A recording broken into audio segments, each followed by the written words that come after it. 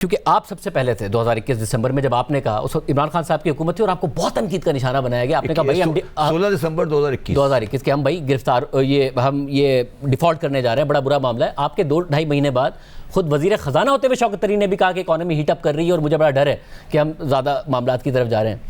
फिर आपने एक दफ़ा और भी कहा बाद में, जब ये मौजूदा हुकूमत आके कहने लगी कि हमने मामला ठीक कर लिया, आपने कहा बिल्कुल ठीक नहीं हुए। बट नाउ अगेन, अब आपको लग रहा है डिफ़ॉल्ट का खतरा टल गया है, नहीं टला है? देखो, जो दिसंबर तक तो हमारा डिफ़ॉल्ट नहीं होगा। दिसंबर तक तो हम अपनी इंस्टॉलमेंट को पे कर देंगे। मगर जो कुछ आगे नज़र आ रहा है मुझे, वो आगे बहुत परेशान कुन है।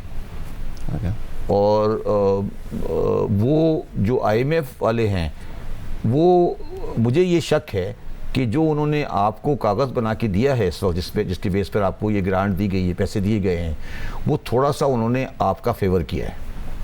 उन्होंने कहा यार अच्छा कागज़ बना दो, अभी बोर्ड को उससे पैसे ले लो और इसको एक स्टेज पे आगे चलने दो। जब ये मार्च 2024 आएगा, तो जब IMF आपके साथ लॉन्ग टर्म 5 साल का प्लान करेगा, तो वो फिर आपके साथ बात करेगा कि उनका क्या इरादा है। और उनका इरादा फिर आपके लिए डिफ़ॉल्ट या नॉन डिफ़ॉल्ट या जो कुछ भी वो समझते हैं, वो आज आपके साथ पूरी तरह खुल के सामने नहीं आए हैं। जो उनके कागज़ हैं वो ये बता रहे हैं कि उन्होंने अभी अपनी किताबें ओपन रखी हुई हैं, और वो ये कह रहे हैं कि उसकी बुनियादी वजह जो है, मुझे जो नज़र आ रही है परेशानी की, वो ये नज़र आ रही है कि पाकिस्तान जो प्रोजेक्शन वो लोग कर रहे हैं, उसमें भी वो गवर्नमेंट से और मल्टीलेटरल से कोई इन्फ्लो नहीं दिखा रहे आने वाले दिनों में। तो वो ये टेक्निकली आपको ये कह रहे हैं कि आपको मार्केट से पैसे उठाने पड़ेंगे, और वो तकरीबन 50 से 60 बिलियन डॉलर बनता है। हमारे पास क्या हम अपने रेटिंग के हिसाब से 50 से 60 बिलियन डॉलर मार्केट से उठा सकेंगे, और किस लेवल पे, किस रेट पे उठाएंगे, ये सारी बातें IMF आपको उस वक्त डील करेगा जब आप अगले प्रोग्राम में आएंगे। तो उन्होंने आपको जाके एक कॉर्नर में खड़ा कर दिया है कि जब मार्च के अंदर तो आपको एक निहायत सख्त प्रोग्राम में आना है। मतलब यानी कि जो उनकी रिपोर्ट, इसको देख के भी लग रहा है कि सियासी जमातों को आपस में हुकूमत में आने के लिए नहीं, बल्कि हुकूमत में ना आने के लिए लड़ना चाहिए।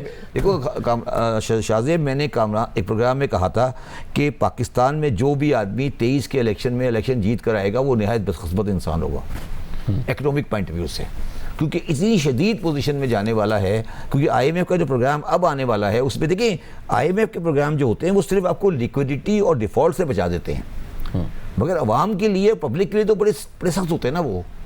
तो क्या पाकिस्तान में वो कर सकेंगे? क्या आप पाकिस्तान में ये अफोर्ड कर सकेंगे कि इकोनॉमिक कॉन्ट्रैक्ट हो रही हो और लोगों को रोज़गार नहीं मिल रहा हो, इन्फ्लेशन हाई हो? क्या पॉलिटिकल गवर्नमेंट ये अफोर्ड कर सकेगी? अभी तो ठीक है, अच्छा लग रहा है आपको। जब ये गवर्नमेंट ये कहती है ना हमने डिफ़ॉल्ट से बचा दिया, ये कर दिया, तो वो मैं कहता हूँ आप बड़ा शॉर्ट टर्म बात देख रहे हैं। अभी आपको बहुत आगे की चीज़ देखनी है। मेरी ये फीलिंग है कि IMF आपके साथ बहुत सख्ती से पेश आएगा इन द मार्च 2024 तक हमारा डिफ़ॉल्ट नहीं होगा, मगर हमारा डॉलर भी स्टेबल नहीं होगा। मतलब स्टेबल तो इस सेंस में हो जाएगा कि यही 300 के आसपास चलता रहेगा। मार्च 2024 में पाकिस्तान का यस और नो है। अच्छा, इसमें जो सबसे अफसोस की बात है शाहजेब, वो ये है कि हमारी कोई पार्टी, कोई भी पॉलिटिकल जो सिस्टम है, कोई भी हमारा इकोनॉमिक्स डिपार्टमेंट जो इश्यूज़ मैंने डिस्कस किए हैं, इसके बारे में बात नहीं करता। कोई आदमी ये बात नहीं कर रहा कि IMF क्या कह रहा है। वो पॉलिटिकल गिमिक पे खेल रहे हैं कि ये पार्टी ये कह रही है, ये पार्टी ये कह रही है, मैंने ये किया।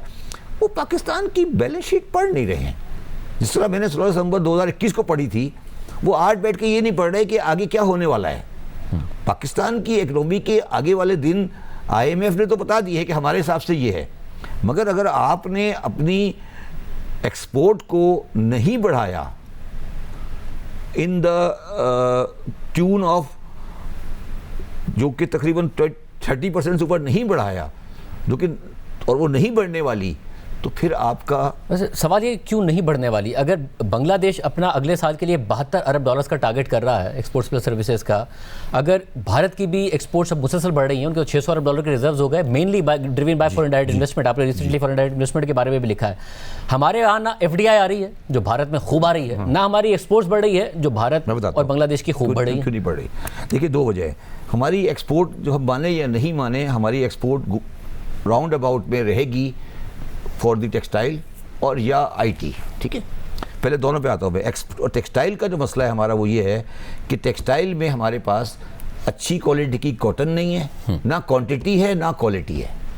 आज भी पाकिस्तान में जो एक्सपोर्टर है, आज अगर आप पाकिस्तान की आज ही लिस्ट आ रही है, पाकिस्तान की जो सबसे बड़ी टेक्सटाइल मिल है, इसकी हाईएस्ट एक्सपोर्ट है, वो स्टाइल टेक्सटाइल लाहौर की है, ठीक है। आप उससे पूछें कि आप कॉटन कहाँ से लेते हैं, वो इम्पोर्टेड कॉटन इस्तेमाल करता है।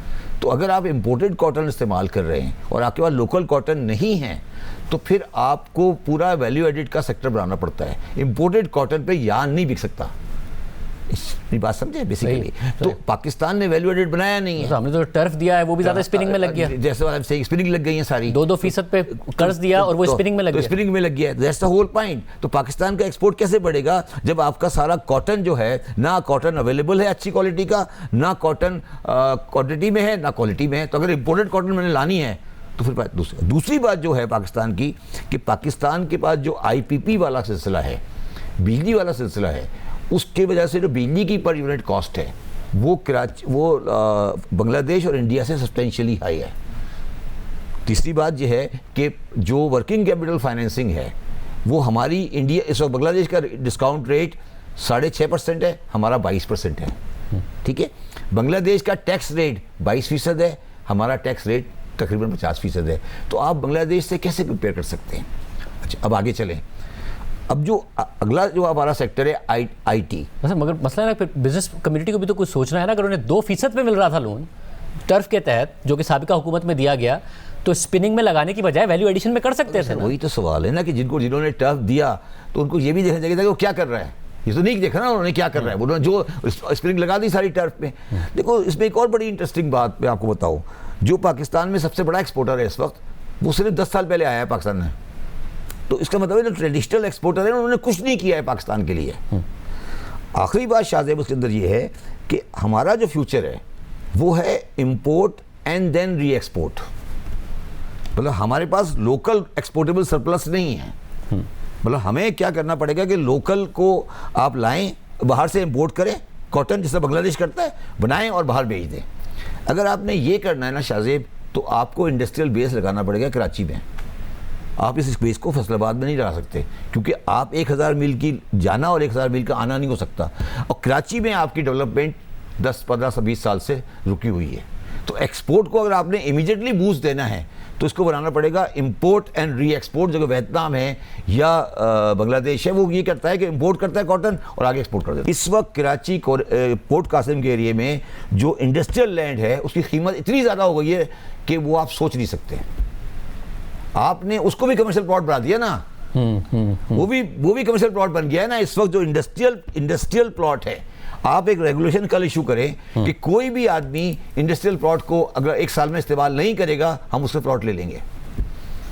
इस वक्त आपके पास स्टील मिल के अंदर 250 इंडस्ट्री लग सकती है, उसके बाद ज़मीन खाली पड़ी है। क्यों नहीं लगाते? मुझे बताएं, क्यों नहीं लगाते? और आप एक पॉलिसी बनाएं कि जो पोर्ट कासिम में जो भी इंडस्ट्रियल प्लॉट है, अगर वो 1 साल में इस्तेमाल नहीं होगा तो हम उसको वापस दे देंगे। इस वक्त सबसे महंगी ज़मीन कराची में इंडस्ट्रियल एरिया की है। कोरंगी में कोई प्लॉट खाली नहीं है। देखिए, इतने बुरे हालात हैं, फिर भी कराची में कोई प्लॉट खाली नहीं मिल रहा। आप जाएं कोरंगी, क्यों नहीं मिल रहा?